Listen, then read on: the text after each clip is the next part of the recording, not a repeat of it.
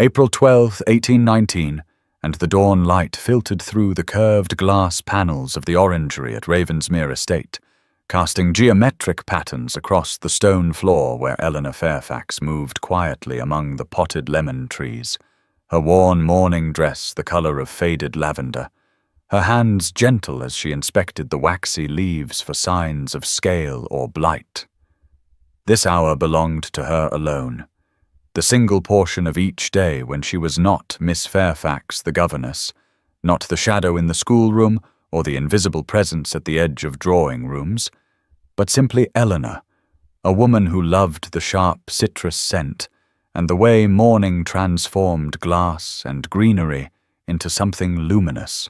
She had discovered this sanctuary 3 years ago, shortly after arriving at the estate to teach the Duke's nieces, and in all that time no one had disturbed these solitary visits, for the household did not wake before 7, and the orangery was considered merely decorative, an architectural flourish left over from the previous Duke's fondness for fashionable botany. Eleanor knew herself to be plain, had long ago accepted the arithmetic of her face, with its too wide mouth and too narrow eyes, her figure neither gracefully slender nor fashionably curved, but simply unremarkable, her brown hair refusing to curl no matter the application of rags or irons, and her complexion tending toward sallowness despite the bloom of roses powder she could not afford in any case. She was 28 years old. A gentleman's daughter fallen into necessity after her father's death had revealed debts rather than the modest competence she had imagined, and this position at Ravensmere represented security she dared not jeopardize, a roof and respectability and £40 per annum. The estate itself was magnificent, all golden Kentish stone and sprawling wings, with gardens that tumbled down to a small lake and woods beyond, the kind of beauty that had made her breath catch when she first arrived, though she had learned quickly that such beauty was not meant for her except as backdrop to her marginal existence. She was governess to Miss Clara and Miss Sophia Ashworth, 8 and 10 years old respectively, daughters of the Duke's late brother, orphaned 4 years past, and raised here under the guardianship of their uncle, who was too important and too busy to spare them much attention beyond ensuring they had proper instruction. Eleanor loved the girls fiercely, their bright minds and different temperaments, Clara all questions and energy, Sophia more reserved and musical, both of them affectionate in ways that made Eleanor's throat tighten with protective tenderness. But she knew her place, knew that she occupied the strange territory between servant and family, belonging fully to neither, taking her meals alone in the schoolroom, nodding politely when she encountered the housekeeper or the Duke's sister, Lady Beatrice, in the corridors, keeping her eyes down and her voice soft, and her presence as unobtrusive as possible. Here in the orangery, though, among the lemon trees with their delicate white blossoms and hard green fruit, she allowed herself to simply be, to breathe deeply and think her own thoughts, and remember that she had once been a girl who loved learning, who had read her father's books and imagined a different life entirely. The 14th of April dawned bright and unseasonably warm, and Eleanor stood at the schoolroom window with Clara and Sophia pressed against her sides, all three watching as a magnificent black carriage drawn by 4 matched greys swept up the curved drive, and Clara squealed that Uncle Thomas had come home, and Sophia asked why he had not sent word ahead, and Eleanor felt her stomach tighten with an apprehension she could not name as the household below erupted into sudden activity, footmen rushing out to attend the carriage, maids appearing in doorways, the housekeeper, Mrs. Whitmore, hurrying across the gravel with her keys jangling at her waist. The Duke of Ravensmere emerged from the carriage with the easy grace of a man accustomed to command, tall and broad-shouldered in his dark travelling coat, his hair black as coal and his features arranged in an expression of austere handsomeness that made Eleanor's breath catch even from this distance, though she told herself firmly that she was merely observing as one might observe a painting or a thoroughbred horse, appreciating beauty that had nothing to do with her own small existence. Clara was already racing toward the door, Sophia following more sedately, both girls crying that they must go greet their uncle, and Eleanor called after them to mind their manners and not throw themselves at his grace in a manner unbecoming young ladies, though she knew her words would have little effect once they reached him, for Thomas Ashworth was the closest thing to a father they possessed. She remained at the window, watching as the girls burst from the house and Thomas caught Clara up in his arms, then bent to embrace Sophia, his severe expression transforming briefly into something warmer before settling back into its habitual gravity. And Eleanor thought how young he had been when he inherited, only 24 when his older brother died in a riding accident and left him with a dukedom, these orphaned nieces, an estate of thousands of acres, and the weight of expectations he had never been raised to bear. A second carriage arrived within the hour, this one containing Lady Beatrice Ashworth, the Duke's widowed sister, and Eleanor watched that reunion too,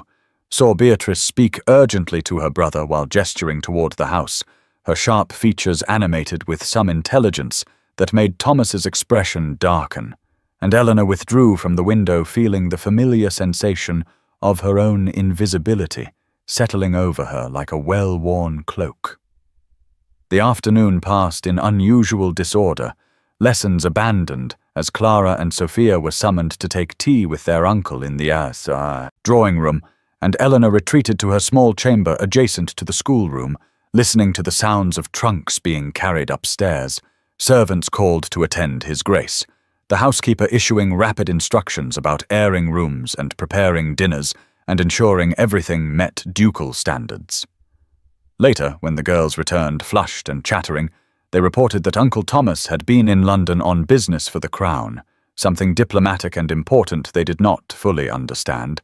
and that he seemed tired and rather grim, and that Aunt Beatrice had arrived because she had news about Lady Isabella Pembroke, who had been Uncle Thomas's particular friend years ago before she married a French comte. And now there were rumours she might return to England, and was not that exciting, Miss Fairfax? And might there be a wedding at Ravensmere after all? Eleanor helped them prepare for bed with steady hands, while her mind caught on that name, Isabella Pembroke. And later, passing through the corridor near the servants' stair, she overheard two maids whispering about the great romance everyone had expected to end in betrothal before Lady Isabella had chosen the wealthier, more sophisticated Frenchman instead, breaking the Duke's heart. And now she was returning, and surely his grace would want to see her, and would that not be the most romantic reunion imaginable? Eleanor climbed the stairs to her chamber, feeling the particular loneliness of her position settling into her bones, neither family nor servant, neither visible nor quite ignored, simply a functionary in a great house full of important people whose dramas and desires moved through spaces she would never enter. And now's the time to stop and subscribe to our channel. Every subscriber brings us closer to 1,000, which helps us keep these stories alive and coming your way. If you enjoyed this video, don't forget to like it and drop a comment telling us where you're watching from. It's always amazing to see how far these tales travel across the world. Now let's continue. The library at Ravensmere occupied the entire east wing of the second floor, a magnificent room lined floor to ceiling with volumes bound in leather of every shade from deepest burgundy to pale cream, with tall windows overlooking the gardens and ladder-backed chairs positioned near the marble fireplace. And Eleanor entered on the afternoon of the 16th, carrying a list of texts she needed for the following week's natural history lessons, moving quietly as always, apologizing to the footman stationed at the door, though he barely acknowledged her presence. She had not expected to find anyone in residence at this hour, for the Duke would surely be occupied with estate business or entertaining his sister, but as she moved deeper into the room toward the section on scientific subjects, she heard the sound of drawers opening and closing with increasing frustration, and rounding the corner of a bookshelf, she discovered Thomas Ashworth himself standing before the large mahogany desk that dominated the center of the library, his coat discarded over a chair, his cravat loosened, papers scattered before him in apparent disarray. He looked up at her entrance, and for a moment they simply regarded each other, Eleanor frozen with the awareness of her intrusion into his private struggle.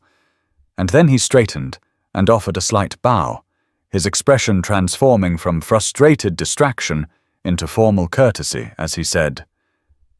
"Miss Fairfax, forgive me. I did not know you required the library this afternoon." She curtsied quickly, stammered that she merely needed to select a few volumes for the children's lessons and would not disturb him, but he waved away her apology and returned to his search, muttering something about his late brother's filing system being incomprehensible and estate documents vanishing into apparent nothingness when one most needed them. Eleanor moved to the natural history section, running her fingers along the spines, but found herself distracted by his presence, acutely aware of him in a way she had not been during the distant observation from the schoolroom window. For here in this enclosed space she could see the tension in his shoulders, the way he raked one hand through his dark hair in frustration, and she thought how alone he seemed despite all the servants and family surrounding him,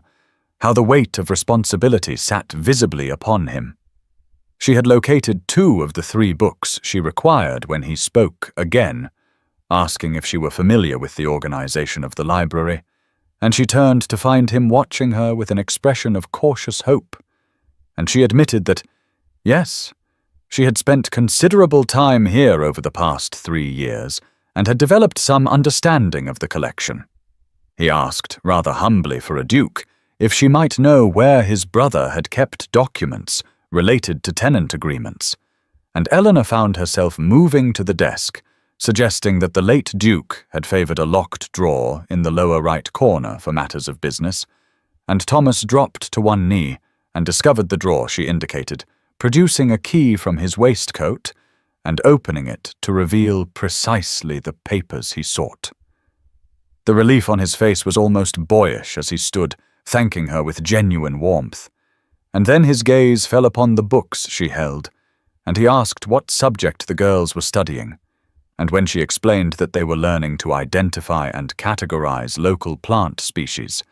his expression shifted into something more animated as he moved past her to the shelves and retrieved a volume bound in green morocco, saying that this particular text by a botanist named Curtis contained excellent hand-colored illustrations and might prove more engaging for young minds than the rather dry taxonomic approach of the book she had selected. Eleanor took the volume from his hands, their fingers not quite touching, and opened it, to discover he was absolutely correct. The illustrations were beautiful, and the text more accessible, and she looked up to thank him, and found him watching her with an intensity that made her breath catch before he seemed to recall himself, and stepped back, resuming his formal manner. She curtsied again, gathered her books, and retreated from the library with her heart beating strangely fast. And as she climbed the stairs to the schoolroom, she reminded herself firmly of all the reasons that brief exchange meant nothing at all, that dukes did not notice governesses except as functionaries, that she was the daughter of an impoverished curate with no beauty to recommend her and no prospects beyond this position which she must not jeopardize with foolish imaginings. But that evening, preparing the next day's lessons by candlelight in her small chamber, she found herself touching the green morocco binding of the book he had recommended, remembering the kindness in his voice, so different from Lady Beatrice's dismissive tones or the servant's polite indifference, and she allowed herself just a moment to wonder what it might be like to be seen, truly seen, by a man like Thomas Ashworth, before she closed the book and extinguished that dangerous thought along with her candle. Eleanor took her solitary dinner in the schoolroom, as she always did, a tray sent up by the kitchen containing simple fare that she ate while reviewing the next day's lesson plans. But on this evening of the 17th of April, her concentration faltered repeatedly as she listened to the sounds drifting up from below, the clink of fine crystal and china, the murmur of conversation and occasional laughter from the formal dining room where the Duke entertained his sister and presumably discussed matters far removed from verb conjugations and botanical classifications. Clara and Sophia arrived shortly after 8 to prepare for bed.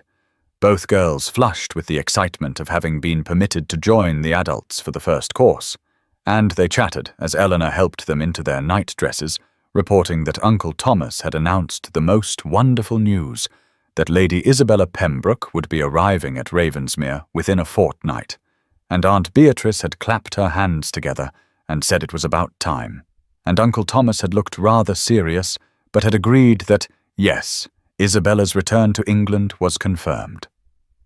Eleanor brushed Sophia's hair with steady strokes, while the girl speculated about whether Lady Isabella was as beautiful as everyone said, and Clara chimed in that Aunt Beatrice had told them Lady Isabella had been practically engaged to Uncle Thomas years ago before she went to France. And would it not be romantic if they married now, and might there be a wedding with cake and new dresses? Eleanor made appropriately neutral responses, settled both girls into their beds, heard their prayers, and extinguished all but one candle before retreating to her own small chamber adjacent to the schoolroom, where she sat on the edge of her narrow bed and felt the weight of information she had no right to find distressing. She rose after a moment and moved to her wash basin, pouring cold water and pressing dampened hands to her face, catching her reflection in the small mirror and cataloguing once again the features she had long since accepted with resignation: the too wide mouth, the unremarkable brown eyes, the hair that was neither fashionably dark nor attractively fair, but rather a middling shade that defied description, the figure that was too tall and too angular to ever be called graceful. Through the walls she could hear the muffled voices of servants moving through the corridors, and then closer, right outside her door, the distinctive sharp tones of Lady Beatrice's lady's maid speaking to one of the housemaids, and Eleanor froze as their conversation carried clearly through the thin wood, the lady's maid saying that Lady Isabella's situation was indeed tragic, widowed after only 3 years of marriage to the Comte, who had been killed in some political violence, and the housemaid asking in hushed tones whether it was true about the great romance between her ladyship and the Duke, and the lady's maid confirming that, yes, everyone had expected a betrothal 5 years ago, the families were in complete agreement, but then the Comte had pursued Lady Isabella with continental sophistication and a larger fortune, and she had chosen him instead, breaking the Duke's heart so thoroughly that he had thrown himself into diplomatic service abroad for 2 years to recover from the pain of it. The voices faded as the servants moved on, but Eleanor remained standing motionless in her chamber, feeling something she had no right to feel, a peculiar ache in her chest that she recognized as the death of a hope she had not even consciously permitted herself to nurture. For what had she imagined? That a chance encounter in the library and a moment of kindness over a botanical text had meant anything at all beyond a duke being gracious to a servant in his household? She had learned long ago, in the years after her father's death when she had been forced to seek employment, that women in her position survived by accepting their place without complaint, by finding contentment in small mercies, by never ever allowing themselves to want what they could not have. As darkness settled fully outside her window, Eleanor wrapped a shawl around her shoulders and slipped quietly down the back stairs and out through the garden door, walking the gravel paths in the dusk, while the windows of the great house glowed behind her with warm light that seemed to emphasize her exile from such brightness, and she acknowledged to herself with brutal honesty that the flutter she had felt during that library encounter had been the beginning of something foolish and dangerous, and she crushed it now with deliberate force, reminding herself of every lesson she had learned about hope and its costs, and by the time she returned to her chamber and climbed into her bed, she had restored the careful resignation that had protected her for so long, though it seemed somehow heavier now and far less like protection than like loss. Eleanor woke on the morning of the 19th of April, with the heaviness of the previous evening still pressing upon her chest, and though she had resolved not to return to the orangery, not to seek out those moments of solitary peace that had become complicated by the memory of kindness she could not afford to treasure, she found herself rising in the darknesses before dawn, as habit compelled her, dressing in her plain grey morning dress and wrapping her shawl against the spring chill, and descending the back stairs while the house still slept in that peculiar silence that precedes the stirring of servants and the beginning of another day of duties. She told herself she would walk the kitchen gardens instead, but her feet carried her without conscious decision along the gravel path toward the glass structure that glowed faintly in the pre-dawn light. And when she opened the door and stepped into the humid warmth, fragrant with citrus and earth, she did not expect to find Thomas Ashworth standing among the potted lemon trees with his coat collar turned up against the cold he had evidently been standing in for some time, his dark hair slightly disordered, and his expression so unguarded in the moment before he noticed her presence that she saw clearly the exhaustion and something else, something like loneliness that mirrored her own. He turned at the sound of the door, and his entire countenance changed, relief flooding his features as he said her name, Miss Fairfax, with such evident gladness that she felt her careful defences tremble, and she curtsied and began to apologize for intruding upon his solitude. But he crossed the space between them quickly and said he had been walking the grounds since before midnight, unable to sleep, and had hoped she might come here as was her custom, and might they speak for a moment if she could spare the time. Eleanor found herself nodding, though every instinct warned her to retreat, and they moved by unspoken agreement to the small iron bench near the largest of the lemon trees, where the first pale light was beginning to filter through the glass panes above, and he asked after his nieces with genuine interest, and she found herself speaking more freely than she intended about Clara's progress in mathematics and Sophia's emerging gift for languages, about their different temperaments and how she tried to nurture each girl's particular strengths rather than forcing them into identical molds. And as she spoke, she watched his face and saw that he was truly listening, not with the polite inattention of someone waiting for their turn to speak, but with focused attention that made her feel as though her words mattered, as though she mattered. He asked thoughtful questions, remembered details from previous conversations she had not realized he had attended to, and then he said something that surprised her, that his nieces were fortunate to have an instructor who saw them as individuals rather than merely pupils to be drilled in accomplishments, and she replied that surely all good teachers approached their charges thus, and he shook his head and told her of his own childhood education, the brutal tutors and rigid expectations, the sense that he existed only to fulfill his family's requirements, and never as a person with his own thoughts and feelings. And she heard in his voice an echo of her own experience of being unseen. And without thinking she said that, yes, she understood what it meant to be valued only for one's function, and never for oneself. The words hung between them in the warming air, more intimate than she had intended, and he turned to look at her directly, and she saw that his eyes were not the cold grey she had thought from a distance,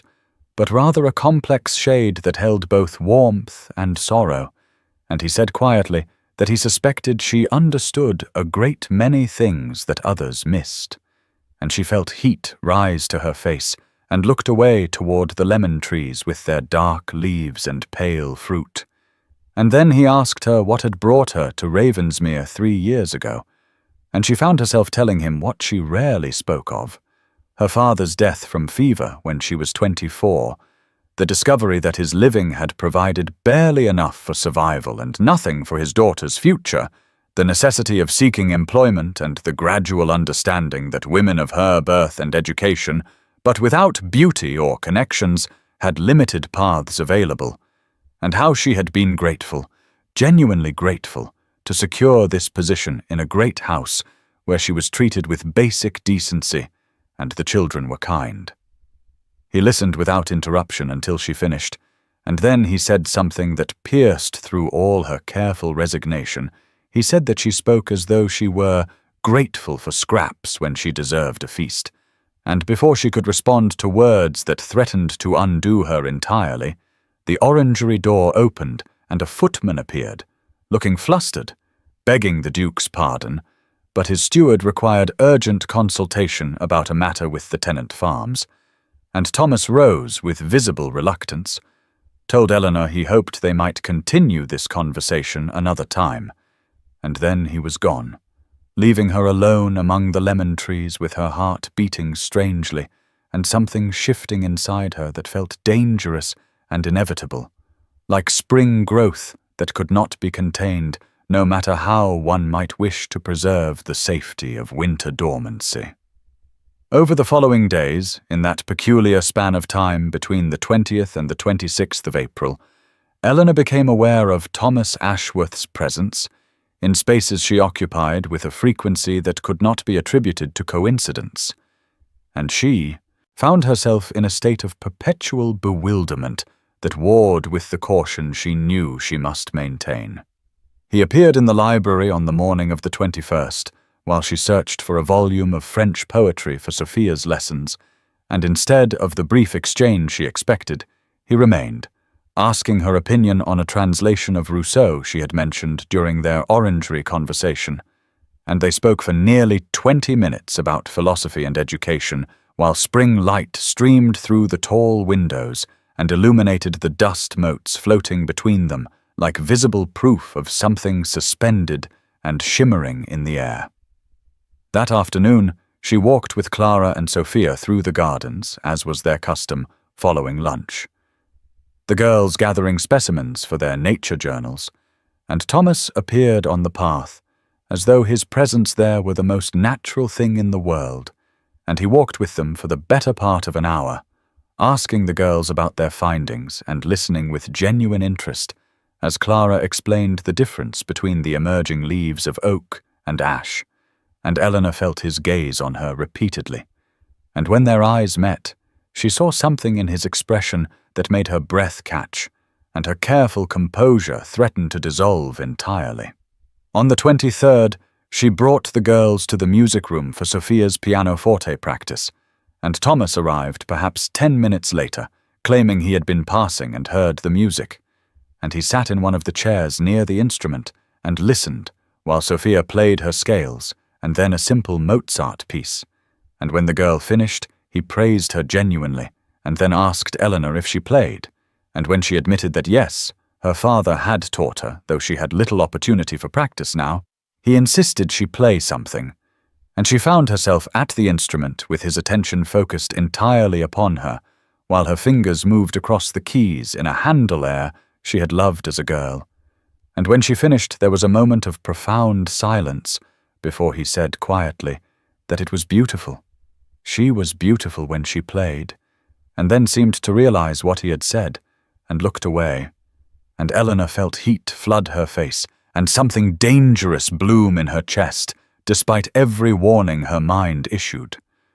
The conversations between them lengthened and deepened, moving beyond polite exchanges into territory that felt increasingly intimate. And he began to ask her opinions not just on books and education, but on matters of beauty and meaning, on what she thought made a life well lived,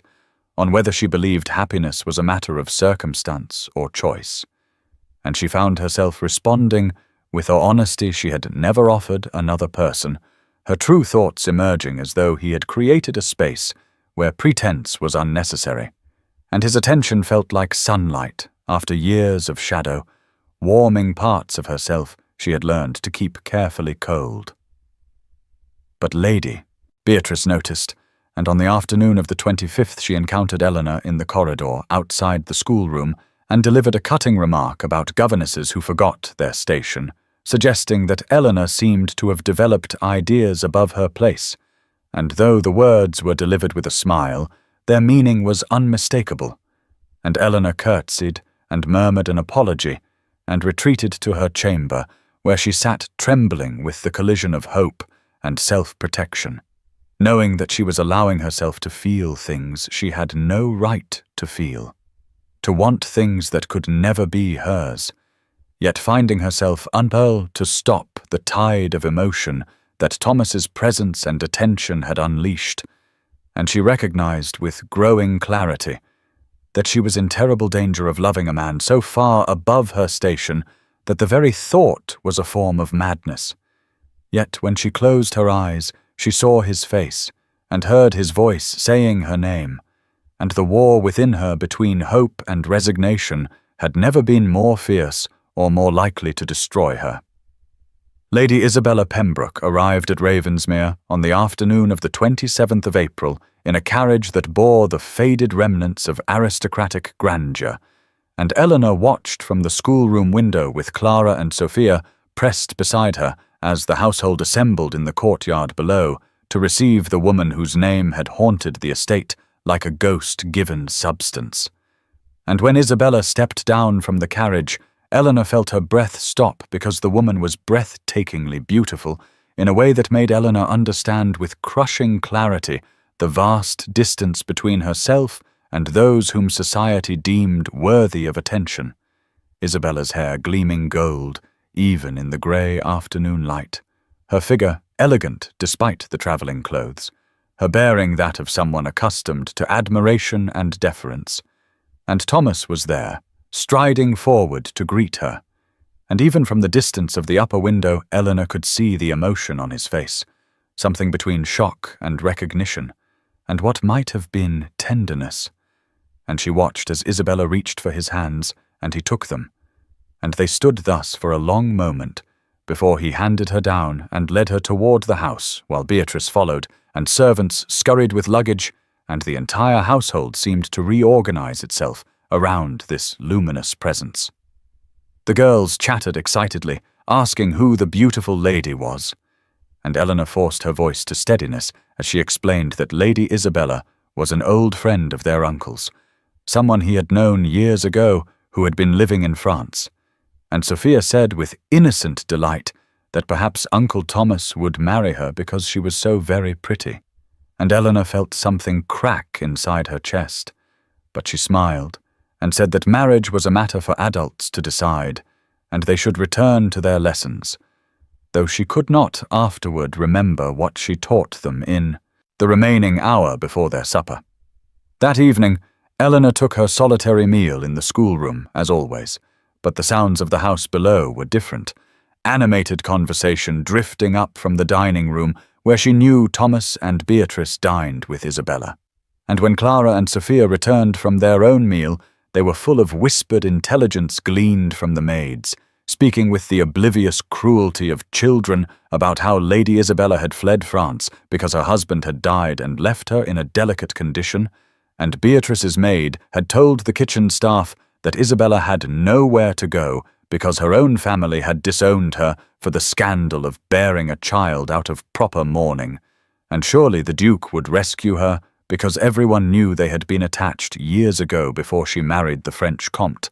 and Eleanor listened with her hands folded tightly in her lap and her face carefully composed, while something that had barely begun to live inside her withered and died. After the girls were settled for the night, Eleanor descended to the garden in the dusk, needing air and movement to contain the chaos in her chest, and she walked the paths she had walked with Thomas only days before, when his attention had made her feel visible, and she saw through the terrace windows the drawing room where Isabella sat at the pianoforte, playing something Eleanor could not hear while Thomas stood nearby watching. And even in silhouette, their figures seemed to belong together in a way that Eleanor knew she never could, and she acknowledged to herself with brutal honesty that she had been a fool to allow his kindness to touch her, to permit herself even the shadow of hope, because this was the truth she had always known, that men like Thomas Ashworth married women like Isabella Pembroke, women of beauty and breeding whose presence graced the elegant rooms of great houses, while women like Eleanor Fairfax remained in the margins teaching other people's children and learning to be grateful for small mercies. And the pain of this truth was sharper now than it had ever been, because for a brief span of days she had forgotten it, and now she must learn resignation all over again. Except this time it hurt infinitely more, because she knew what it felt like to be seen.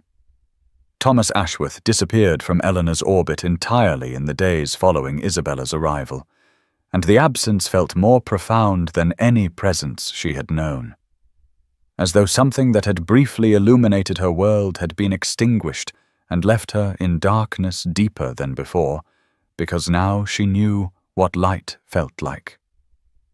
The 28th of April passed, then the 29th, then the 30th, each day blurring into the next as Eleanor moved through her duties with mechanical precision, teaching Clara and Sophia their lessons, though she could not afterward recall what subjects they had covered, taking her solitary meals in the schoolroom while the sounds of animated conversation drifted up from the dining room below where Thomas and Beatrice entertained Isabella, the laughter and music reaching Eleanor like reports from a country she would never be permitted to enter. Isabella had been installed in the finest guest chambers in the family wing, the rose suite that Eleanor had glimpsed once during her first week at Ravensmere, and never entered again, and the household treated the beautiful widow with the deference due to family, servants hurrying to meet her requests, Beatrice spending hours in her company, Thomas constantly summoned to attend to some matter or provide some assistance, and Eleanor understood that the shape of the future was being formed in those elegant rooms where she did not belong. On the afternoon of the 1st of May, she stood in the corridor outside the morning room, waiting to speak with Beatrice about arrangements for the girl's music master. When she heard voices within, Beatrice speaking with urgent insistence about duty and obligation, saying that Isabella was quality, that her child would carry French noble blood, that the scandal of her situation could be remedied entirely if Thomas would simply do what everyone expected and marry her, restore her reputation, and gain a ready-made heir. And surely he remembered the attachment they had shared before she married the Comte. Surely he could see that Providence had returned her to him for a purpose, and Thomas's voice responding but too low for Eleanor to distinguish words, only the tone of weariness and something that might have been resignation. And Eleanor turned away without delivering her message, her hands trembling and her breath short. The girls began asking why Uncle Thomas no longer visited their lessons, why he did not walk with them in the gardens anymore, and Eleanor had no answer that would not reveal too much,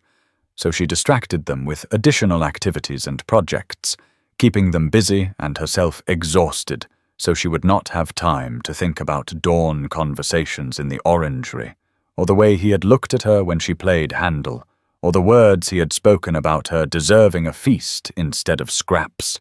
words that now seemed like cruelty, though she knew he had not meant them thus. On the evening of the 3rd of May, as dusk settled over the estate, and Eleanor stood at her chamber window looking out over the gardens, she saw Thomas and Isabella walking the terrace below, his dark head bent toward her golden one, her hand on his arm, their figures moving slowly along the stone balustrade, and the sight struck Eleanor with physical force, stealing her breath and sending pain radiating through her chest, and she turned away and sat on her narrow bed in the growing darkness and acknowledged what she had always known, what she should never have forgotten. I am the story no one tells, the woman who exists in the margins of other people's lives, teaching their children and tending their households and remaining invisible, except as a function to be performed, and my plainness and my birth and my position have marked me as surely as a brand. And I was a fool to believe even for a moment that a man like Thomas Ashworth could see me as anything other than a governess who provided pleasant conversation to fill empty morning hours before the real business of his life reclaimed him.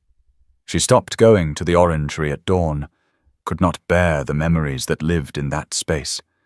The lemon trees and the iron table and the glass walls that had contained something she had almost believed was real. And she rose instead just early enough to prepare for the day's lessons, performing her duties with the careful competence that had always defined her,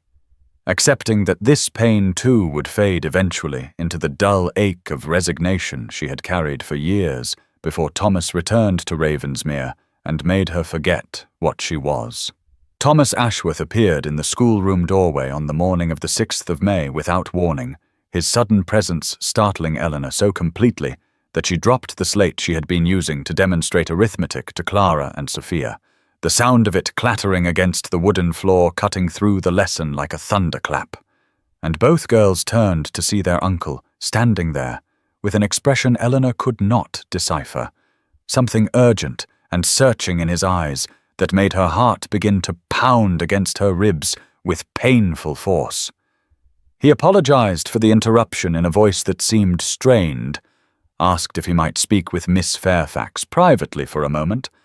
and Eleanor felt her hands trembling as she instructed the girls to continue working on their sums, following Thomas into the corridor with her mind racing through possibilities, each more terrifying than the last, wondering if he had come to tell her she must leave because her presence complicated matters with Isabella, or perhaps to explain that he would be announcing his betrothal and wanted to inform her directly out of some misguided kindness. In the corridor he turned to face her, standing closer than propriety suggested, and she could see shadows beneath his eyes as though he had not slept properly in days. And he began speaking quickly, words tumbling over one another as he said he owed her an apology for his absence, that he had been managing complicated matters regarding Isabella's situation and his family's expectations, that he had not intended to simply disappear from her life without explanation, and his eyes searched hers with an intensity that made her breath catch because she had convinced herself she would never see him look at her this way again.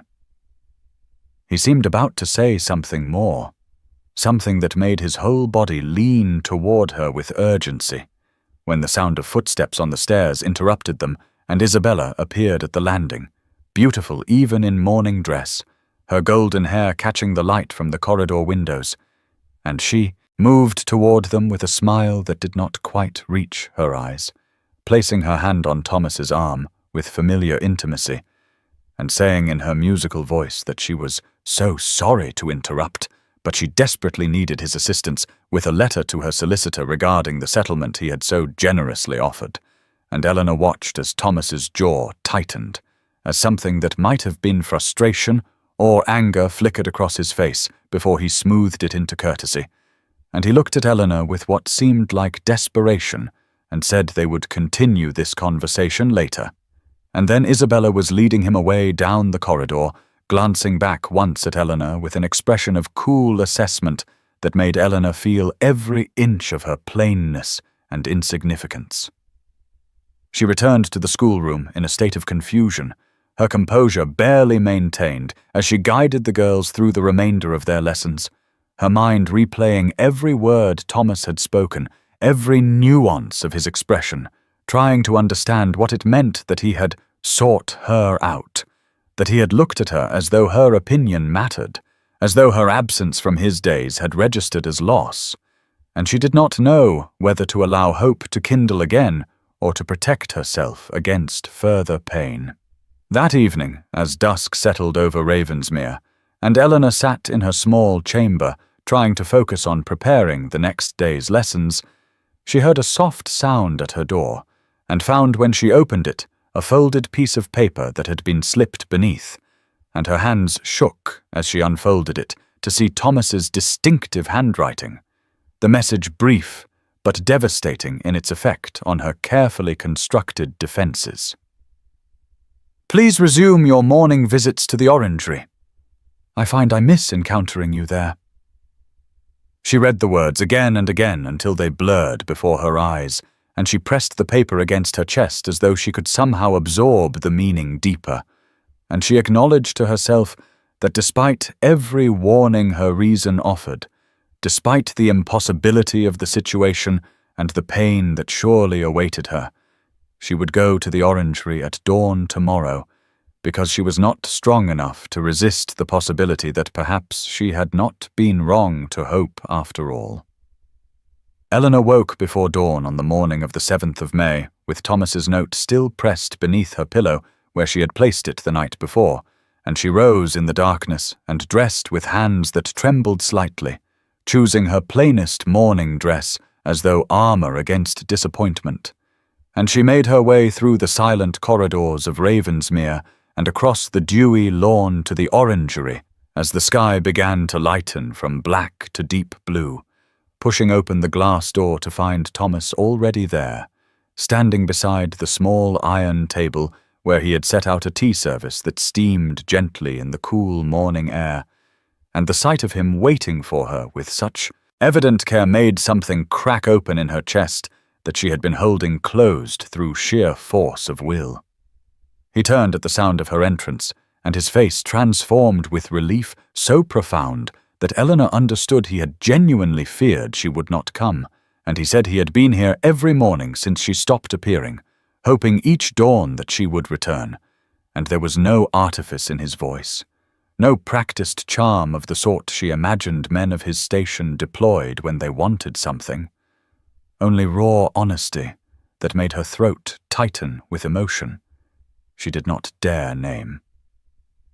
They sat together at the iron table as they had before Isabella's arrival. But everything felt different now, weighted with things unsaid and questions unasked, and Thomas poured tea for them both, with hands that were not quite steady, before he began to speak about feeling suffocated by expectations, by the assumptions everyone made about what he should do regarding Isabella's situation. By the way, his sister and his servants and society all seemed to have decided his future without consulting him about what he actually wanted.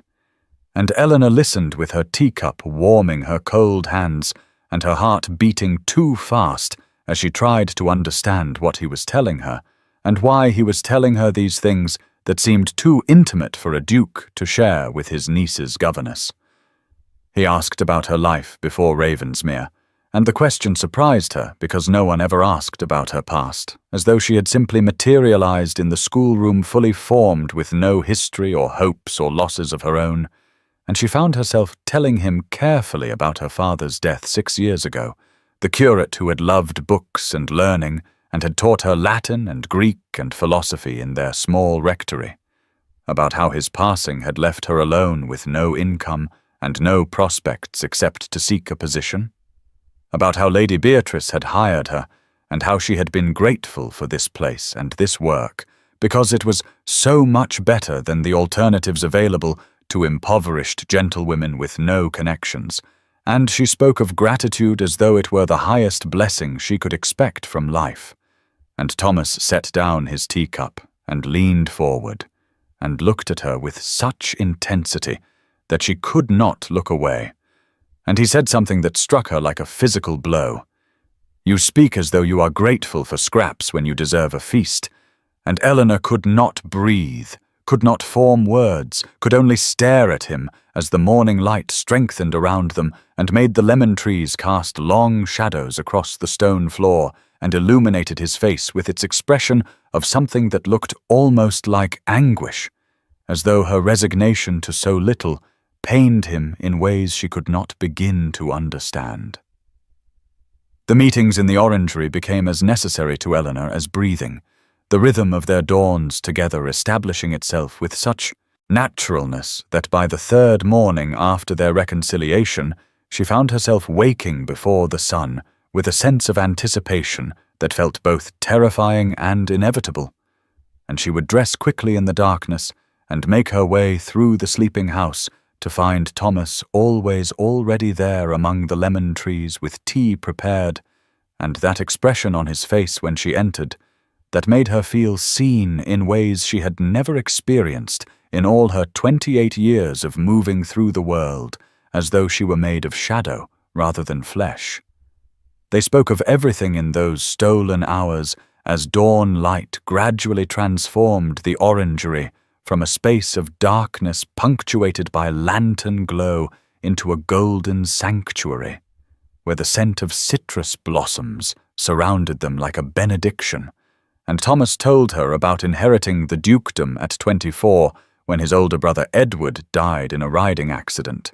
about the suffocating weight of responsibility that had descended on him when he was still barely more than a boy himself, about years of diplomatic service undertaken because duty required it, but which had left him exhausted and lonely in ways he had not fully understood,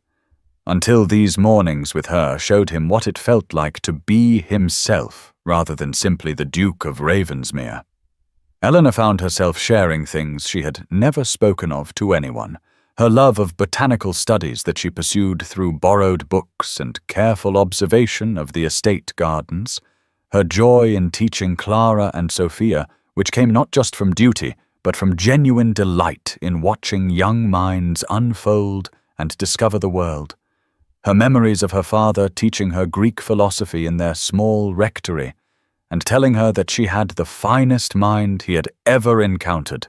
and that it was a tragedy the world would never allow her to use it fully because she had been born female and without fortune. And Thomas listened to every word with an intensity of attention that made her feel as though her thoughts and dreams mattered as much as the thoughts and dreams of duchesses and ladies who moved through the world with confidence Eleanor had never possessed. On the morning of the 12th of May, Thomas brought her a gift wrapped in brown paper and tied with string, and when Eleanor opened it with trembling hands, she discovered a rare botanical volume, an illustrated treatise on the cultivation of citrus trees in northern climates that she had mentioned wanting to read during one of their conversations, and she looked up at him with tears in her eyes because no one had ever listened carefully enough to remember what she loved or cared enough to procure it for her, and he said simply that he had sent to London for it because he wanted her to have beautiful things. And their conversations had shifted gradually over these mornings from the careful formality of their first exchanges to something far more intimate, sharing childhood memories and private fears and thoughts about poetry and philosophy that felt like the most natural communion Eleanor had ever experienced, and they had begun to laugh together over small absurdities and to fall into comfortable silences that felt as meaningful as speech. And on the morning of the 14th of May, as they both reached for the teapot, at the same moment their hands brushed and neither of them pulled away immediately, and Eleanor felt the warmth of his skin against hers, and looked up to find him watching her with an expression that made her breath stop entirely. And the charge between them in that moment felt undeniable and vast, and more frightening than anything Eleanor had ever encountered, because she understood with sudden, devastating clarity that what was growing between them in this orangery at dawn was not friendship or kindness, but something far more dangerous. And when Thomas finally moved his hand away and resumed pouring tea, his fingers were not quite steady, and neither of them spoke for a long moment, while the morning bird song filtered through the glass walls, and Eleanor tried to quiet her racing heart, and failed completely. But Isabella's presence haunted the estate like an exquisite ghost, moving through the drawing rooms and corridors with a grace that reminded everyone of what a duchess should look like. And Eleanor would hear the pianoforte in the evenings as Isabella performed pieces by Mozart and Beethoven with technical brilliance that made the assembled guests gasp with appreciation. And she would stand in the schoolroom above, with her plain hands folded, and feel the distance between herself and that world as vast as an ocean she could never cross. Isabella was charm itself when Eleanor glimpsed her in passing, always beautifully dressed despite her condition, her pregnancy now visible in a way that somehow made her seem more rather than less ethereal.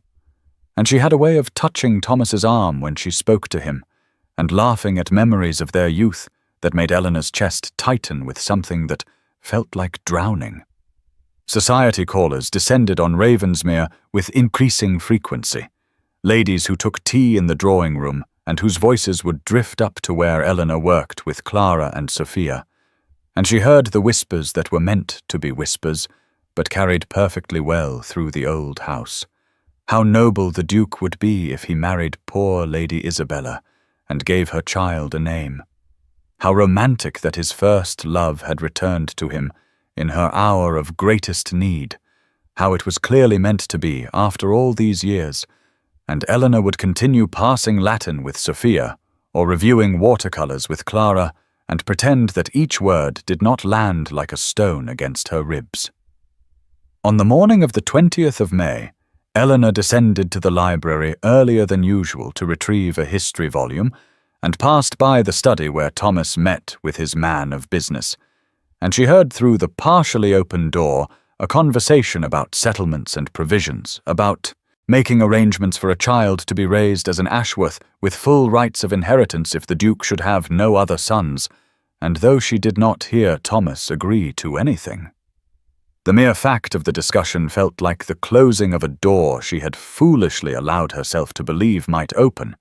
and she stood frozen in the corridor with her hand pressed to her mouth and her eyes burning and her heart breaking in a way that felt both surprising and inevitable, because of course this was how it would end. Of course she had been a fool to imagine those mornings in the orangery meant anything beyond a duke's kindness to a lonely employee.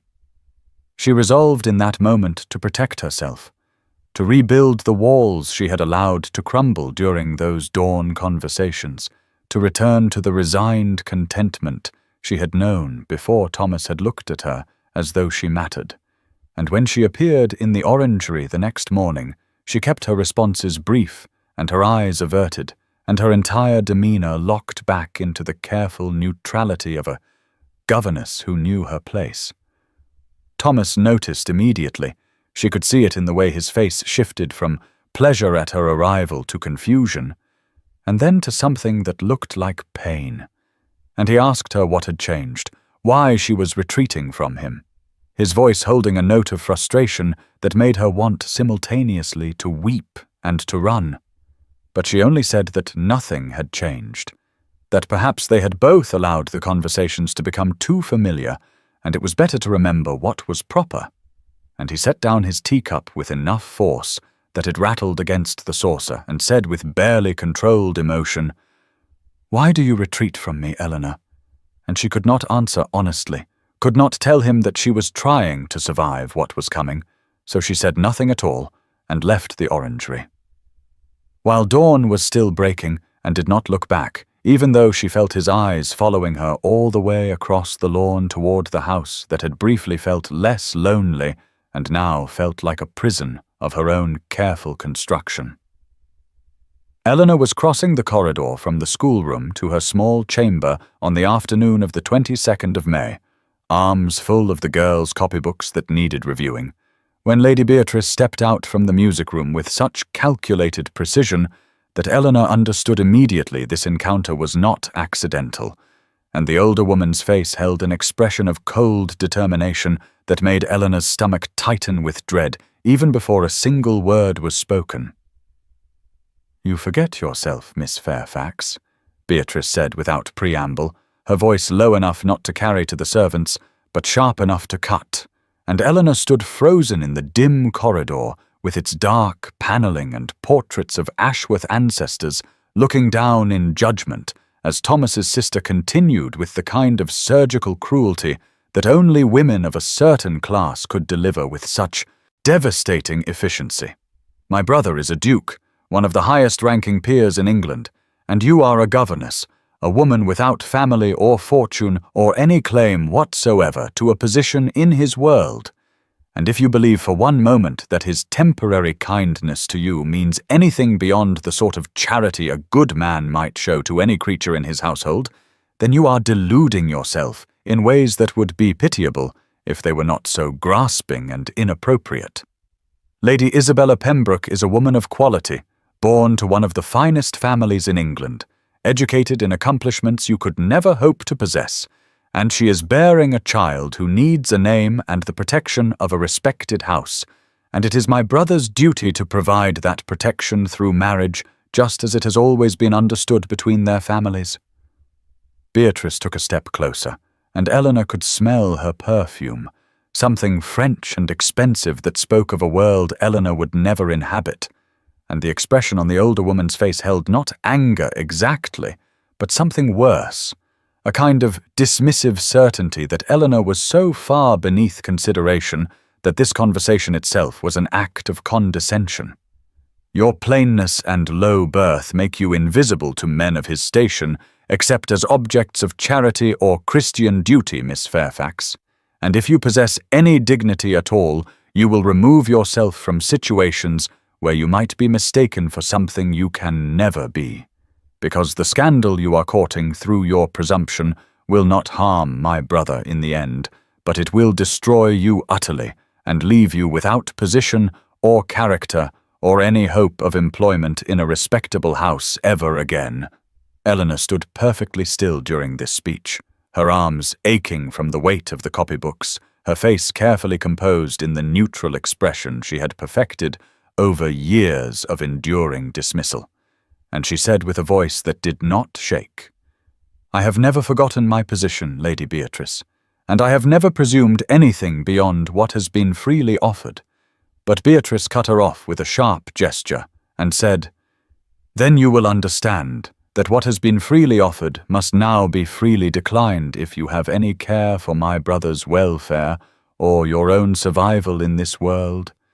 And with that, she swept past Eleanor toward the drawing-room, leaving the faint trail of French perfume and the weight of her words hanging in the corridor like poison. Eleanor made her way to her chamber somehow, closed the door, set down the copybooks with hands that trembled only slightly, and stood at the small window looking out over the gardens where she had walked with Thomas just yesterday. And though she maintained her composure, she felt something breaking inside her that had already been cracked and now simply shattered under the weight of truth she had always known, but had foolishly allowed herself to forget. That evening she did not go to the orangery despite knowing Thomas would be waiting, could not bear to see him, and pretend nothing had changed when everything had been laid so brutally bare. But as the sky darkened toward full night, she heard footsteps in the corridor outside her door, too heavy to be a maid, and then a quiet knock that she recognized immediately. And when she opened the door, Thomas stood there still dressed for dinner, with an expression of such concern and determination that she nearly closed the door again, simply to protect herself from what she knew was coming. "What has changed, Eleanor?" he said without greeting, stepping into her small room in a breach of propriety so complete that any servant seeing him would have grounds for her immediate dismissal, and she backed away from him into the tiny space dominated by her narrow bed and single chair, and said with careful steadiness, "You must do your duty to Lady Isabella. Your family expects it, and society expects it, and she needs you, and I will not be the obstacle to what is right and proper." He looked as though she had struck him, his face going pale in the candlelight, and he said, "What if my duty lies elsewhere? What if everything I have been told about duty and obligation and proper behavior has been wrong, and the only duty that matters is the duty I owe to my own heart and to the one person who has made me feel truly alive for the first time in my adult life?" And Eleanor felt tears burning behind her eyes, but did not let them fall as she said, "I am a governess, Thomas. I have nothing. I am nothing." And he crossed the small space between them and took her hands and said with fierce intensity, "You are everything, and I will make you understand that if it takes the rest of my life." Thomas began openly defying every expectation the household and society had carefully constructed around him with a deliberate determination that both terrified and exhilarated Eleanor in equal measure, and she watched in stunned disbelief as the man who had spent his entire adult life performing duty with flawless precision suddenly abandoned propriety as though it had never held any claim on him at all. On the morning of the 24th of May, he appeared in the schoolroom during Latin lessons with Clara and Sophia, not to observe briefly as he had done before, but to settle himself in the chair by the window and remain for the entire morning, answering questions and laughing at the girls' mistakes, and praising Eleanor's teaching methods with such open warmth that both his nieces stared at him with delighted confusion, and Eleanor felt her face burning as she tried to maintain some semblance of professional composure. He began joining their afternoon walks through the gardens, not concealing himself or maintaining any pretense of accidental encounter, but simply appearing at the appointed hour and offering Eleanor his arm in full view of the drawing-room windows, where Isabella and Beatrice took tea and could observe every moment of this shocking breach of social order. The servants began to whisper with an intensity that made Eleanor's skin prickle whenever she passed through the corridors, and she caught fragments of scandalized conversation about the Duke showing particular attention to the governess, while a lady of quality sat neglected in the guest chambers, and she knew that every person in the household was watching them now with either horror or fascination, and that there would be consequences she could not yet imagine. But that filled her with dread. Isabella's demeanor shifted from gracious tragedy to something harder beneath the surface charm,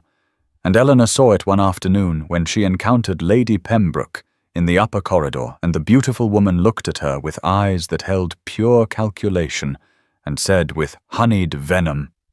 "How clever you are, Miss Fairfax, to have entrapped a duke's attention through whatever means you have employed.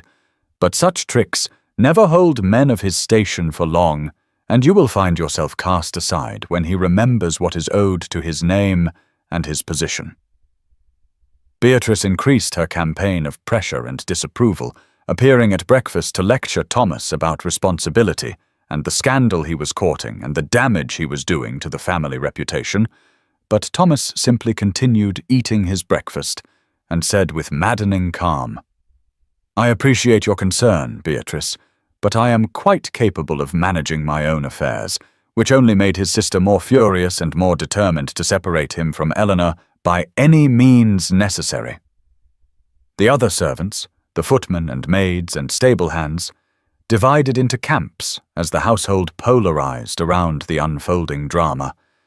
and Eleanor discovered unexpected allies among those who had watched her quiet kindness to the children and to the lower staff over the past 3 years, while others made their disapproval clear through cold stares and deliberate rudeness that Thomas noticed and addressed with swift discipline that shocked everyone accustomed to his patient leadership. One afternoon in early June, Eleanor was in the library retrieving a volume on English history when Thomas entered and closed the door behind him with an expression of such intensity that she set down the book with trembling hands, and he crossed to where she stood by the window overlooking the rose garden and said without preamble, "If circumstances were different, Eleanor, if you were free of all expectations and I of all obligations, if we existed in a world where only our own hearts mattered, what would you want?" And she felt her carefully constructed walls crumbling like sand castles before tide as she whispered, "I would want impossible things, Thomas. I would want a life I have no right to imagine." He stepped closer until she could feel the warmth of him and see the way his eyes held both determination and vulnerability, and he said, "What if they are not impossible? What if the only thing that makes them impossible is our own fear of defying a world that has never cared for our happiness anyway?" And Eleanor felt something breaking open inside her chest, some final resistance dissolving, as she met his gaze and allowed him to see for the first time the full depth of what she felt and had tried so desperately to hide. Eleanor learned what had transpired at dinner on the evening of the 8th of June, not through her own presence at that formal meal, for governesses did not dine with the family, but through the breathless accounts of 3 different servants who appeared at her door in succession over the course of that night, each more scandalized than the last, and from their fractured narratives she pieced together the dramatic scene that had unfolded in the candlelit dining room where Thomas had sat at the head of the long mahogany table with Isabella to his right and Beatrice to his left, and 6 guests from neighboring estates arranged along the sides, all of whom had come with barely concealed curiosity about the situation between the Duke and the beautiful fallen lady residing in his house. Isabella had apparently waited until the fourth course, when wine had loosened tongues and the conversation had turned to matters of duty and family obligation. And then she had set down her fork with trembling hands and begun to weep with such artful despair that every eye turned to her, and she had spoken in a voice breaking with emotion about her ruined state and the cruelty of the Comte, who had promised her the world and then died and left her bearing his child with no protection and no future, and how she had come to Ravensmere in desperate hope, because she remembered the attachment she and Thomas had shared in their youth when their families had expected a betrothal that would unite two great houses. She had spoken of the shame she carried and how she could not bear to burden Thomas any longer with her presence, and she announced with tragic nobility that she would leave on the morrow and face her disgrace alone and spare him the difficulty of her situation. And the servants reported that several of the female guests had been dabbing their eyes, and the men had looked grave and meaningful, and everyone had turned to Thomas expectantly, waiting for him to do the honourable thing and offer marriage to rescue this lady of quality from her desperate circumstances. But Thomas had simply sat in silence for a long moment, looking at Isabella with an expression the footman could not quite read, and then he had said in a voice perfectly clear and steady that carried to every corner of that dining room,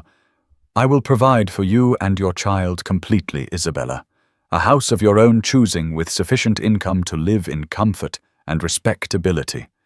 and my protection such that no one will dare speak against you. But I will not marry you, because I do not love you, and you do not love me. You loved the Comte, and chose him over everything else,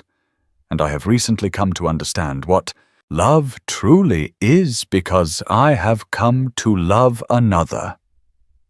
The servants reported that the dining room had erupted in shocked whispers and gasps, that Isabella's face had gone white with fury beneath her carefully maintained expression of tragic surprise, that Beatrice had risen from her chair and demanded to know who this other person was, with a tone that suggested she already knew and was horrified, and that Thomas had simply said, "That is my concern, and hers alone, but you will know soon enough," and then he had excused himself from the table while the guests dissolved into excited gossip that would be all over the county by morning, and Isabella sat frozen in her chair with her hands clenched in her lap and her eyes blazing with humiliation and rage that she could no longer disguise beneath her performance of gentle sorrow. Thomas came to Eleanor's small chamber on the night of June 8th, after the household had fallen into shocked and restless silence, and propriety that had governed every interaction between them until now was abandoned completely as he climbed the narrow servants' staircase to the third floor, where the governess quarters were located, in rooms so modest they might have belonged to the scullery maid, and when his knock came at her door near midnight, Eleanor was surrounded by half-filled trunks and scattered possessions because she was packing with hands that shook and tears that would not stop falling, certain that she would be dismissed before dawn to contain the scandal that his dinner declaration had unleashed, and knowing that she was the unnamed cause of the upheaval that would now consume his life and his reputation. She opened the door in her plain nightdress, with a shawl clutched around her shoulders and her hair loose down her back, and the impropriety of him seeing her this way and being in her private chamber at this hour would have horrified her just weeks ago, but now seemed insignificant compared to the disaster unfolding around them, and when she saw his face in the dim candlelight, she saw that he looked as though he had been fighting a battle that had taken everything from him, his formal dinner clothes dishevelled, and his cravat loosened, and his dark hair disarranged as though he had been running his hands through it for hours. He stepped into the small room and closed the door behind him and took in the scene of her packing with an expression that moved from confusion to understanding to something like anguish. And he said, "What are you doing, Eleanor?" And she could barely speak through the tears that had started again, as she gestured helplessly at the trunks and whispered, "I will be dismissed, Thomas. Beatrice will see to it, and even if she does not, your position requires it. I am the scandal now, and the only way to contain the damage is for me to disappear, and I should never have allowed myself to hope for anything different, because I knew what I was and what you are, and the impossible distance between those two realities." He crossed the small space between them in 2 strides and took her hands in his, and the warmth of his touch after the cold certainty of loss made her sob harder, and he said with a voice rough with emotion, "I have loved you for weeks, Eleanor, perhaps from that first morning in the orangery, when I found you among the lemon trees, and you looked at me not as a duke, but as a man who needed the peace of that beautiful space as much as you did. I love your mind that sees connections and beauty where others see only facts. I love your gentleness with my nieces and the way you speak to servants with the same respect you show to ladies. I love your quiet strength that has endured years of invisibility without becoming bitter or small. I love the way you see beauty in a perfect leaf, or a line of poetry, or the particular quality of morning light, and I love who I am when I am with you, because you see past the title and the duty to the person I actually am beneath all of that." Eleanor was weeping so hard she could barely breathe as she shook her head and said, "I am no one, Thomas. I have nothing to bring to a marriage with you, no fortune or family or beauty or social position. I will ruin you and destroy your standing and make you an object of ridicule and pity." And he pulled her closer and said, "You are everything, Eleanor. You have made me understand what love truly is after 32 years of not knowing, not obligation or suitability or the arrangement of fortunes and names, but recognition. The profound gift of being truly seen by another person and seeing them in return. And is that not rare beyond all measure? Is that not worth any price the world might demand we pay for it?" But Eleanor's fear remained even after his declaration of love on that midnight hour in her small chamber, and though her heart had broken open when he said those words she had longed to hear, the harsh light of morning on June 9th brought with it the cold certainty of social impossibility, the scandal that would follow them like a shadow, the ruin that would attach to his name because of her. And when Thomas came to the schoolroom that afternoon while Clara and Sophia were at their drawing lesson with the visiting art master, she told him with a voice that shook but did not break that she could not accept his love, could not be the cause of his destruction, could not watch him lose the respect of his peers and the stability of his position, because he had made the catastrophic error of caring for a governess with no beauty or fortune or name to recommend her. He looked as though she had struck him, his face going pale and then flushing with emotion as he said her name like a plea. But she held firm even as her heart tore itself apart, and she said, "I will not be the instrument of your ruin, Thomas." And he left without another word, because he would not force what she would not freely give. The days that followed were the most miserable Eleanor had ever known, worse even than the weeks after Isabella's arrival, because then she had been returning to familiar resignation, but now she was losing something she had briefly held and tasted and allowed herself to believe might be real. Isabella departed for the house in Sussex that Thomas had arranged for her on June 11th, but not before spreading poison wherever she went, telling anyone who would listen about the Duke's inexplicable and surely unnatural infatuation with a plain governess, who must have used manipulation or perhaps even witchcraft to ensnare him, suggesting that Miss Fairfax had calculatedly positioned herself in his path and played on his sympathy with false modesty and invented intelligence. The story spread through the county like fire through dry grass, and society turned the matter into delicious scandal, the fallen topic of every tea party and evening gathering, and callers came to Ravensmere on the flimsiest pretexts hoping to catch a glimpse of the governess who had somehow bewitched a duke. Beatrice cornered Eleanor in the corridor outside the schoolroom on the morning of June the 13th and delivered a cold ultimatum with eyes like flint. Leave quietly within the week, and I will provide a modest reference that allows you to secure another position, or be dismissed publicly with no reference at all, and face destitution, because I will not allow my brother to destroy himself over a woman so far beneath him that the match is an insult to everything our family represents. Eleanor agreed to go, because she had known from the beginning that this was how it would end, had tried to protect herself against exactly this outcome, and she began packing her few belongings with hands that trembled and eyes that would not stop producing tears, no matter how she tried to master them. Clara and Sophia wept when she told them she was leaving, clung to her and begged her to stay,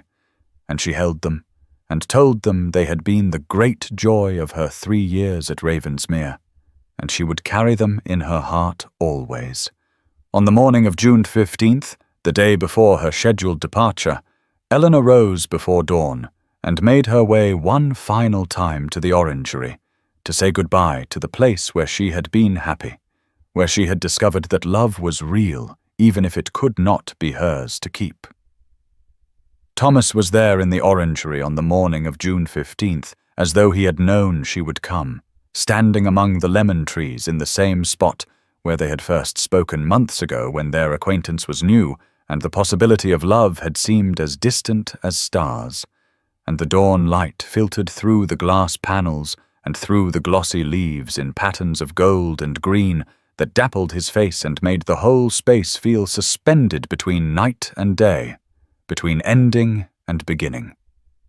He looked as though he had not slept in the days since she had refused his love, his face drawn and shadowed with exhaustion, his dark hair disheveled, and his clothing less immaculate than usual. And when he saw her enter through the door from the garden path, he did not move toward her, but simply stood watching her with an expression of such raw longing and despair that Eleanor felt her heart crack open all over again, despite her determination to remain strong through this final goodbye. She stopped just inside the doorway with her shawl wrapped tight around her shoulders against the morning chill, and her hands gripping the fabric as though it could anchor her against the storm of feeling that threatened to sweep away the last remnants of her resolve. And for a long moment, they simply looked at each other across the space filled with plants they had both tended and loved, across the impossible distance between Duke and Governess that society insisted must remain unbridgeable. Then Thomas spoke, and his voice was rough with emotion and sleeplessness as he said, "I have spent my entire life doing what was expected of me, Eleanor, being who I was supposed to be according to the accident of my birth, and the responsibilities that came with it. My brother died when I was 24 years old, and I inherited a dukedom I had never been prepared for, and duty that weighed on me like iron, and I performed it faithfully because that is what one does. One carries the burden one is given without complaint, and without considering whether there might be any other way to live. But I have been half alive all these years, Eleanor, moving through days that blurred into each other without meaning or joy or any sense of actually inhabiting my own existence. And then I found you in this orangery one morning, and you looked at me as though I were simply a man who needed peace rather than a title that required deference. And slowly over these months you woke me from the sleep I had been living in. You made me remember what it feels like to be truly present in a moment, to laugh without restraint, to share thoughts that matter, to be seen for who I actually am beneath all the performance and expectation. I would rather face scandal with you, face society's judgment and gossip and withdrawal, face whatever consequences come from choosing love over duty, than live a lifetime of hollow respectability without you, going through motions that mean nothing with a woman I do not love, while knowing that the only person who ever truly understood me is somewhere in the world alone, because I was too cowardly to claim her. If you leave this morning, I will not stop you. I will not force what you will not freely give, but know this truth before you go. I will not marry another, not Isabella or any suitable lady my family might present. I will remain alone for the rest of my life, because you are the only person I have ever truly loved. And I would rather have the memory of what we shared in this orangery than a lifetime of comfortable lies with someone else. Eleanor felt the tears she had been fighting stream down her face as the walls she had built around her heart to protect herself from exactly this kind of hope crumbled completely, and she heard herself say in a voice that shook but did not break, "I love you, Thomas. I have tried so hard not to, because I knew it was foolish and impossible and could only lead to pain. But I love you beyond reason, beyond sense, beyond any consideration of wisdom or self-preservation. And if you truly mean what you are saying, then I cannot leave. I cannot walk away from the only real happiness I have ever known, even though I am terrified of what it will cost us both." Thomas moved then across the space between them that had felt like an unbridgeable chasm just moments before, and Eleanor found herself stepping forward as well until they met in the center of the orangery beneath the canopy of lemon trees they had both tended with such care these past months,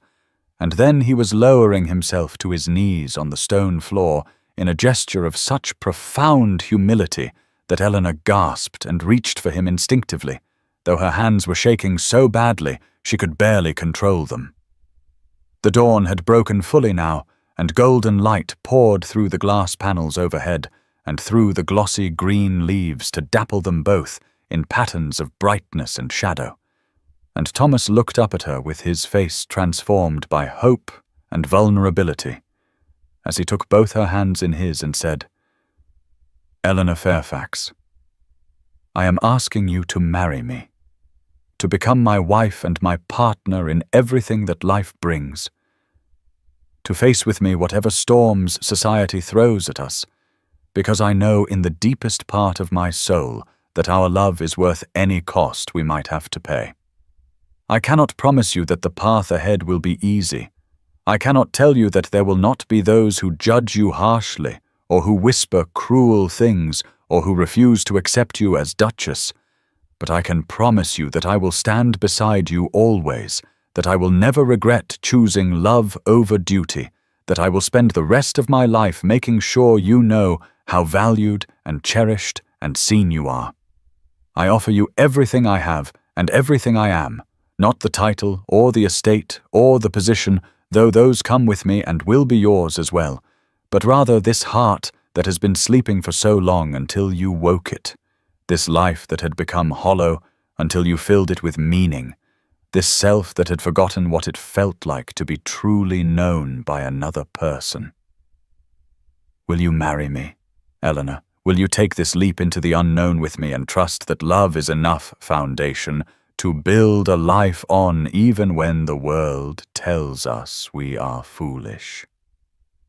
Eleanor was crying in earnest now, tears streaming down her face as she looked at this man who was offering her not just marriage, but recognition, not just security, but partnership, not just a position, but love that saw her as she truly was. And she heard herself say yes in a voice that broke with emotion but was absolutely certain. "Yes, I will marry you, Thomas. Yes, with all my heart and soul, yes." He rose, then, and pulled her into his arms, and they held each other as the orangery filled with golden morning light that seemed to bless them. And Eleanor thought of how this space had been her sanctuary when she was alone and invisible, and how now it was becoming the place where her new life began, where love had been cultivated like the lemon trees around them, through patient tending and faithful care, until it bore fruit beyond anything she had dared to imagine. Their first kiss was tentative at first, Thomas cupping her face in his hands with such gentleness as though she were something precious that might break, and then deepening as years of loneliness and longing dissolved between them, and they discovered the taste and feel of each other with wonder, and when they finally drew apart, they were both breathless and smiling through tears. Thomas reached into his waistcoat pocket and drew out a ring that caught the light and sparkled with simple elegance, a band of gold set with a single perfect sapphire, and he told her as he slipped it onto her finger that it had been his mother's ring, and he had carried it for days in his pocket, hoping against hope that she would accept it. And Eleanor looked at it on her hand and felt the weight of it as both promise and reality, the tangible proof that this was actually happening.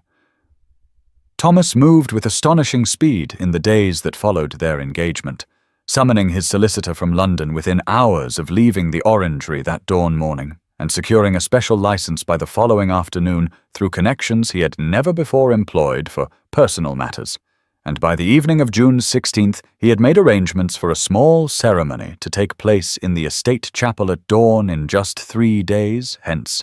before opposition could organize or society could interfere with what he had decided was not merely his right, but his deepest necessity.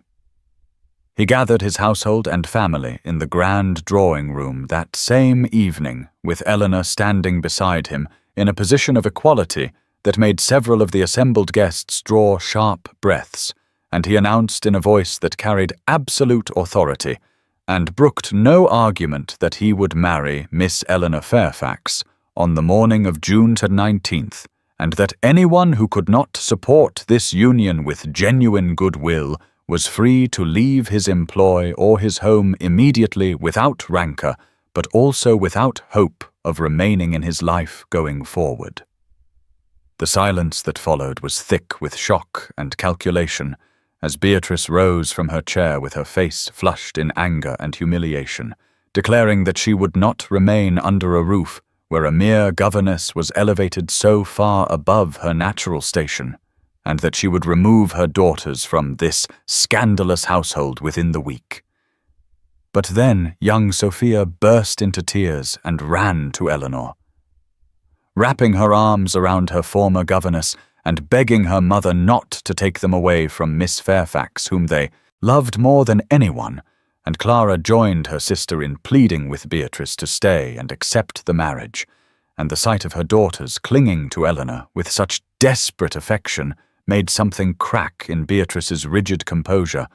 though she did not soften entirely, but rather sank back into her chair with a stiff nod that indicated she would remain even if she could not yet bring herself to approve. Several of the younger servants who had only recently joined the household staff gave notice that very evening, unwilling to serve a duchess of such questionable origins, and the head footman, who had been with the family for 15 years, departed with expressions of disgust that cut Eleanor deeply, despite Thomas's reassurances that such people were not worth her grief.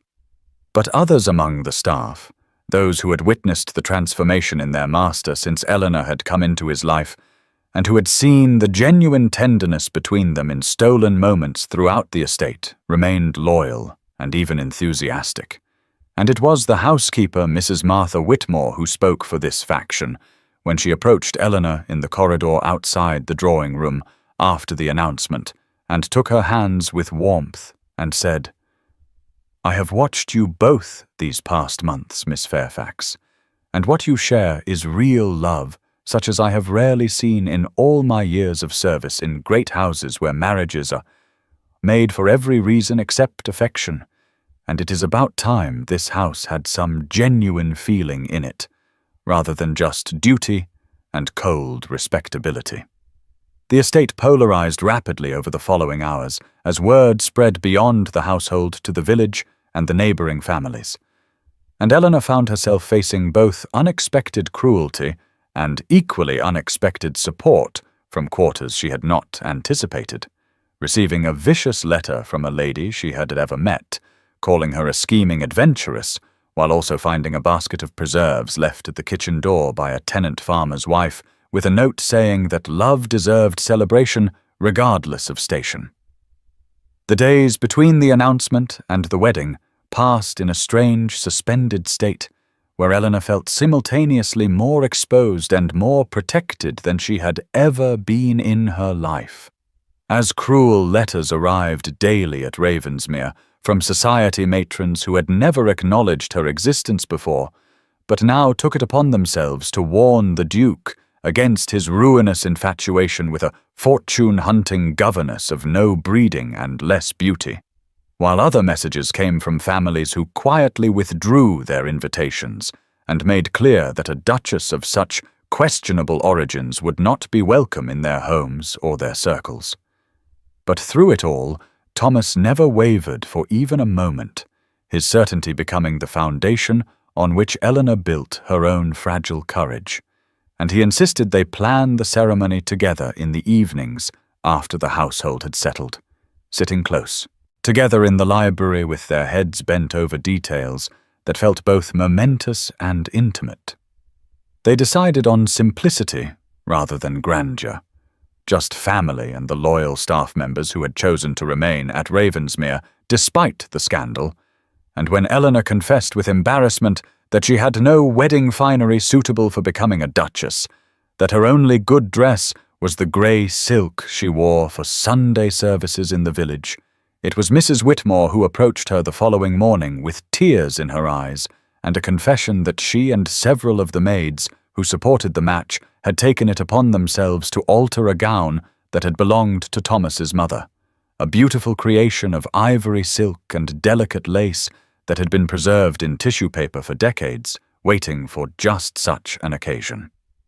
Eleanor wept when she tried it on, and found that with the alterations it fit her perfectly, transforming her in ways she had not thought possible, and when Thomas saw her standing in the doorway of the sewing room where the maids had been working, he went very still and then crossed to her and took her hands and told her she was beautiful in a voice that made her believe it might actually be true. He showed her the Duchess's chambers on the second day, the suite of rooms that would become hers after the wedding, and asked if she wanted to change anything about the furnishings or the arrangement, giving her authority over spaces that seemed impossibly grand to someone who had lived in a small attic room for years, and when she stood in the center of the sitting room, feeling overwhelmed by the reality that she would actually be Duchess of Ravensmere, he came to stand behind her and wrapped his arms around her waist and reminded her gently that she would be his wife first and foremost, that the title was secondary to the relationship they were building, and that was all that truly mattered. On the evening before the wedding, they walked through the gardens together as the sun set and painted everything gold and amber, and they talked about the future they would build together, the children they hoped would come in time, the life of genuine partnership and mutual respect that seemed possible now in ways Eleanor had never imagined. And Thomas told her that whatever difficulties they faced from society or family, he would face them gladly because a life with her was worth any price. And Eleanor found herself believing him and believing in the possibility of happiness that had seemed impossible just weeks before. The wedding took place on the morning of June 19th, not in the estate chapel as originally planned, but in the orangery, where their love had first taken root and grown toward light, Eleanor having made this request the evening before when she and Thomas walked the gardens, and she confessed that the chapel felt too grand and formal for what she wanted their marriage to represent, that she would rather speak her vows in the place where she had first allowed herself to hope, and where he had first seen her truly. Dawn was just breaking when the small gathering assembled among the lemon trees and climbing jasmine, the glass panels of the orangery catching the early light and scattering it in golden fragments across the brick floor, and the faces of those who had chosen to stand with them, despite scandal and social consequence. Clara and Sophia served as flower girls, dressed in white muslin with wreaths of roses in their hair, their faces alight with such pure joy that several of the assembled servants had to dab at their eyes before the ceremony even began, and the girls scattered petals along the narrow aisle between the potted trees with solemn importance. Beatrice stood near the front in a gown of severe grey silk, her expression still stony with disapproval, but her presence itself a concession that meant more than Eleanor had expected, and the loyal staff members who had remained at Ravensmere through the tumult of the past weeks filled the remaining space with their witnessing, Mrs. Whitmore most prominent among them, with tears already streaming down her weathered face.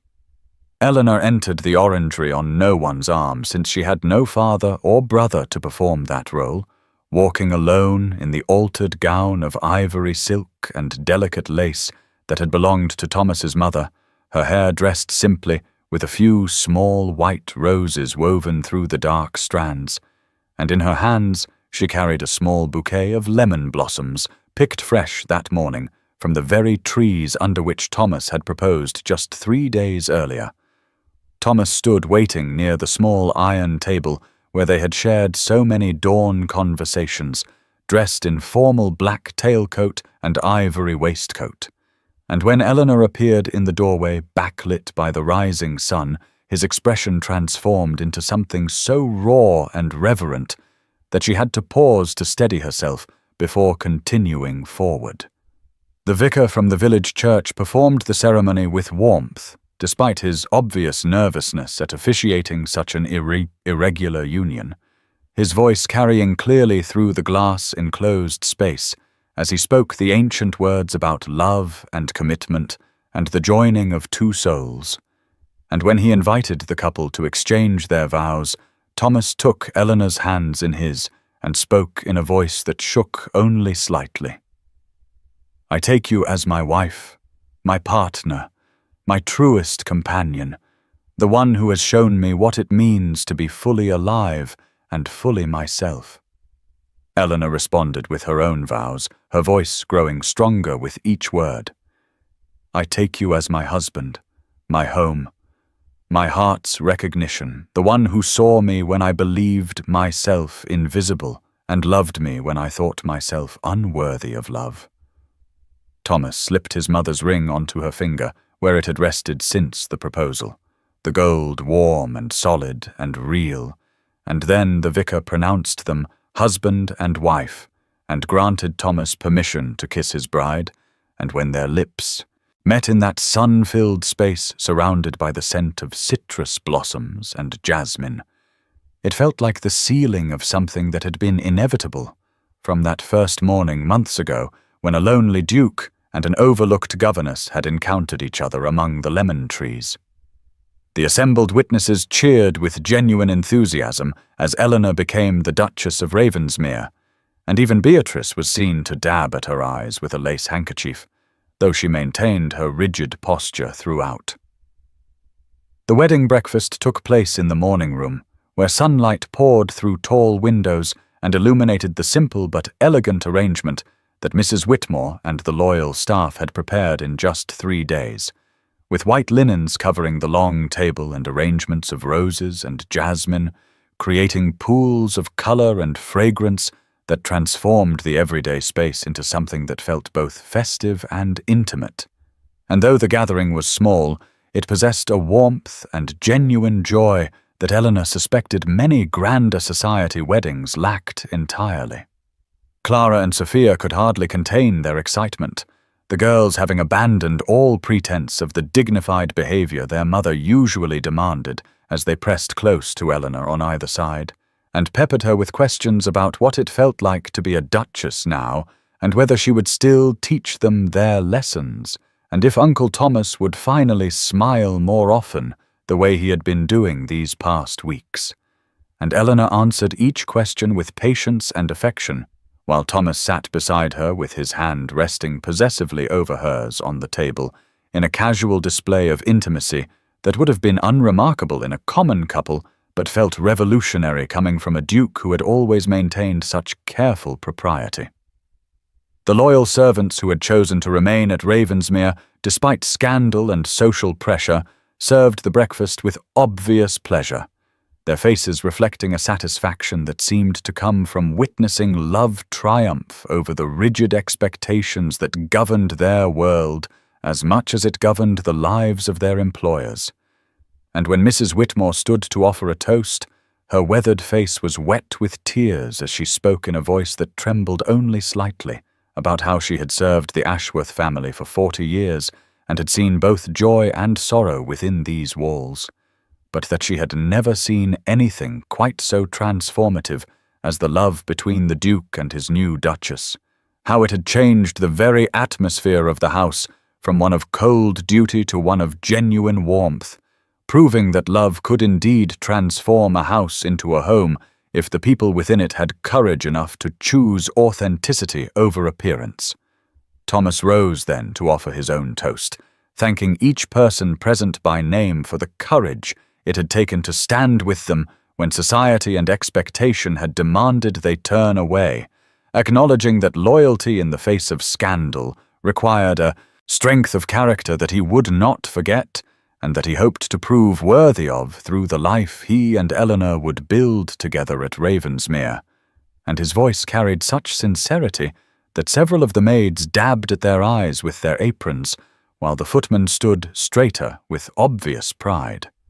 Eleanor found herself rising as well, though she had not planned to speak, but the moment seemed to demand it as she looked around at the faces of those who had supported her transformation from invisible governess to duchess. And in a voice that grew steadier as she continued, she thanked them for their kindness and their faith, promising that she would work every day to be worthy of the position she now held, and to bring whatever good she could to Ravensmere and to the families who depended on the estate, speaking from her heart about her hope that this household might become a place where people were valued for their character rather than their rank, where love and loyalty mattered more than birth and beauty. Beatrice, who had maintained her stony silence through most of the breakfast, suddenly cleared her throat and spoke in a voice that lacked its usual sharp edge, admitting with obvious difficulty that her daughters loved Eleanor, and that such love was not given lightly by children who were generally quite discerning in their affections, and that perhaps she herself had been too harsh in her judgments, too quick to value convention over genuine feeling. And while she could not promise to understand the choice her brother had made, she could at least acknowledge that she had never seen him happier than he had been these past weeks. Eleanor accepted this olive branch with grace, rising to embrace her new sister with genuine warmth that seemed to surprise them both.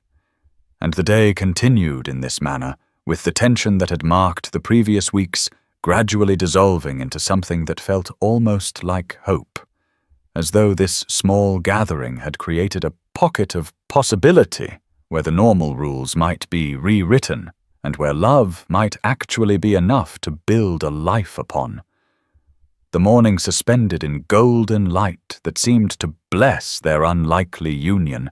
and promise that perhaps impossible things could become real after all. The leaves had turned from summer green to amber and crimson by the time autumn settled over Ravensmere in October of 1819, and in those 6 months since the dawn wedding in the orangery,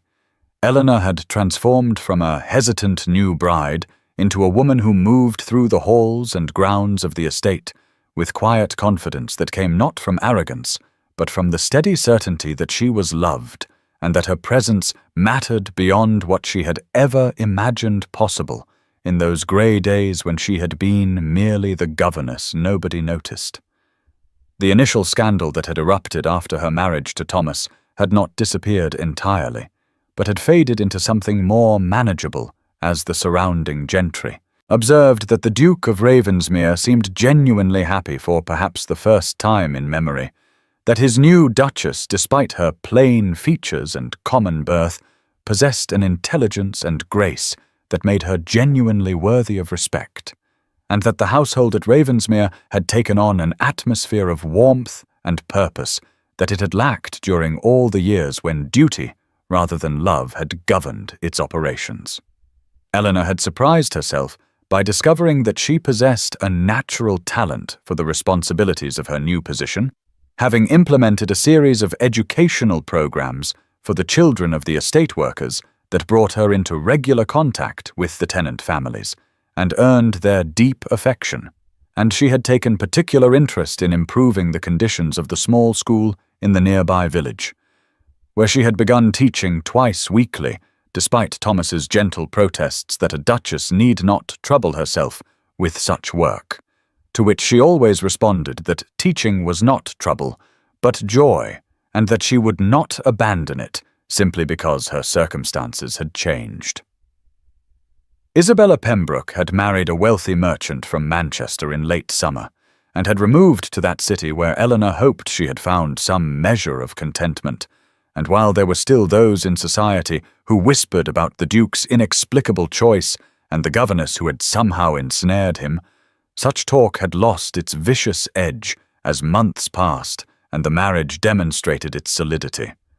Beatrice had undergone perhaps the most remarkable transformation of all, having shifted from hostile opponent to genuine friend as she witnessed how Eleanor's presence had brought light back into her brother's life, and how Clara and Sophia flourished under the continued care and education that Eleanor provided despite her new duties. And the two women now took tea together most afternoons in comfortable companionship that would have seemed impossible during those tense weeks before the wedding. On this particular October morning, Eleanor stood in the orangery where everything had begun, her hand resting lightly on her abdomen, where the small swell of pregnancy was just beginning to show beneath the elegant mourning dress she wore, the evidence of the child she and Thomas had created in the months of their marriage, filling her with a wonder that still felt dreamlike in its improbability. Thomas was beside her among the lemon trees that bore fruit now from the careful tending they had both provided, and he read aloud from a botanical journal about new cultivation techniques, while Eleanor listened with her head resting against his shoulder, breathing in the familiar scent of citrus blossoms and the deeper scent of his cologne that had become as much home to her as any physical place could be. The morning light filtered through the glass panels exactly as it had on that dawn 6 months earlier when they had spoken their vows, and Eleanor reflected that she had moved through these months in a state of sustained astonishment at how thoroughly her life had changed, how she who had been invisible had become cherished, how she who had expected nothing had been given everything that mattered. But mostly she marveled at the quiet, everyday happiness that filled her days now, the simple contentment of sharing breakfast with her husband and working beside him to improve the lives of those who depended on the estate and planning for the child who would arrive in spring, the life she had never dared to imagine because hoping for impossible things had seemed like a path to certain heartbreak, but which had somehow become her reality anyway. The orangery blazed with spring sunlight on the morning of April the 12th, 1821, exactly 2 years after the dawn, when Eleanor had first encountered Thomas among the lemon trees and begun a transformation she could never have imagined in those days when she had moved through Ravensmere as an invisible governess resigned to the margins of life. And now she sat on the small iron bench with her infant son William cradled against her shoulder while she hummed softly and watched the play of light through the glass panels overhead, her heart so full of contentment that she sometimes had to pause and marvel that this life was truly hers, and not some dream from which she would wake to find herself back in that narrow room under the eaves, with nothing before her but duty and obscurity. The sound of voices and laughter drew her attention to the doorway where Thomas appeared with Clara and Sophia on either side of him, the girls now 12 and 14 and blossoming into lovely young women who had retained all their affection for Eleanor despite her elevation from governess to aunt by marriage, and they rushed forward to peek at baby William and exclaim over how much he had grown in just the few days since they had last visited from the dower house where Beatrice now lived, in surprising contentment with her daughters, and a newfound warmth toward the sister she had once tried to exile. Thomas crossed to Eleanor and bent to kiss her forehead before settling beside her with his arm around her shoulders, and she leaned into him with the easy intimacy of 2 years of marriage that had only deepened as they had navigated society's judgment together and built a life rooted not in duty or appearance, but in genuine love and partnership, and she reflected, as she often did, on the strangeness of her journey from that resigned, plain woman who had expected nothing to this cherished wife and mother, whose opinions Thomas sought on estate matters, and whose educational programs had transformed the lives of tenant children across Ravensmere. But the true transformation she understood now had been internal, a slow blooming of self-worth that came not from Thomas loving her, though that had been the catalyst, but from learning to see herself as worthy of love, to recognize that her intelligence and gentleness and capacity for joy had value regardless of whether anyone else acknowledged them. And while Thomas's recognition had awakened her to possibility, it was her own recognition of herself that had allowed her to step fully into the life they now shared. Clara asked if she might hold William,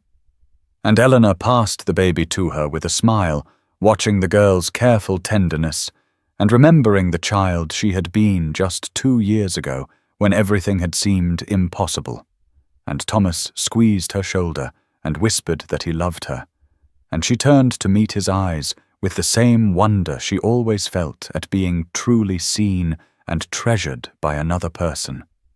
This man who had chosen her when the world said he should choose beauty and rank instead.